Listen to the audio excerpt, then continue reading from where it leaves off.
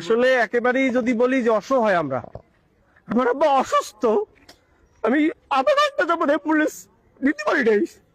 আমি সাংবাদিকতা করি, আমার কাছে থেকে খারাপ লাগার কোনো বিষয় নেই যে আমি এখানে অ্যাম্বুলেন্স নিতে পারতেছি না।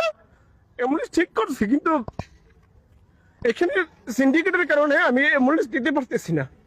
আধা ঘন্টা যাবত দাঁড়াই রয়েছে, সেখানে কি তাদের অ্যাম্বুলেন্স দিতে হবে। আমি যে অ্যাম্বুলেন্স 6,000 টাকা 7,000 টাকা পাইতেছি, সেটা 11,000 টাকা দিতে হয়েছে। আমি একটা ভালো অ্যাম্বুলেন্স ঠিক করছি, এখানে দেখো যে এই অ্যাম্বুলেন্স গুলোর ফিটনেস নাই। আমাকে আরেকবার আব্বা অসুস্থ সময় নিয়ে আমি নিচ্ছি যে ফিটনেস নাই, অ্যাম্বুলেন্সের নেম প্লেট নাই, এইসব অ্যাম্বুলেন্সই নিতে হবে রুগী। আমি একটা এসি অ্যাম্বুলেন্স ঠিক করছি, কিন্তু নিতে পারবো না এখান থেকে। এখানে তাদের 3,000 টাকা দিতে হবে। টাকার থেকেও বড় কথা হলো আমার অ্যাম্বুলেন্স গেটে তারা করে রাখছে, আমি ঢুকতে দেয় না। এইটা অবাক কাণ্ড যে পটুয়াখালীতে এটা কি চলতেছে, এটা মগের মুল্লুক নাকি একটা।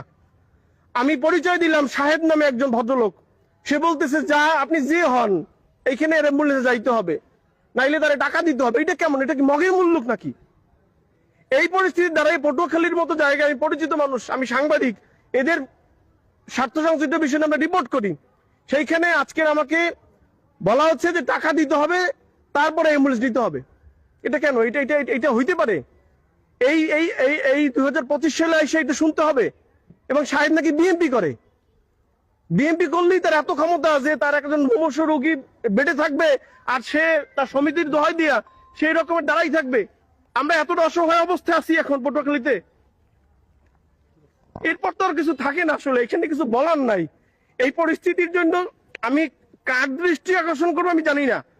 আমরা আইন শৃঙ্খলা মিটিং এ বলি, যে ডাক্তারদের নিয়ে বলি, হাসপাতালের সিন্ডিকেট, বেসরকারি প্রতিষ্ঠান, বাইরের প্রতিষ্ঠান, একটা অ্যাম্বুলেন্সের রেজিস্ট্রেশন নাই, খালি অ্যাম্বুলেন্স বসাই রাখছে। এরা শুধুমাত্র কমিশন বাণিজ্য করে, এখান থেকে রোগীদের জিম্মি করে রাখে। আমি 6,000 টাকা দিয়ে অ্যাম্বুলেন্স যেতে পারি, সেই অ্যাম্বুলেন্স আমার 11,000 টাকা দিতে হয়। কেন দিব আমি 11,000 টাকা? কেন? মানুষের টাকা পয়সার কি দাম নাই? আমারও তো সামর্থ্য আছে, কিন্তু যেই পরিবারের সামর্থ্য হয় তাদের কি হবে?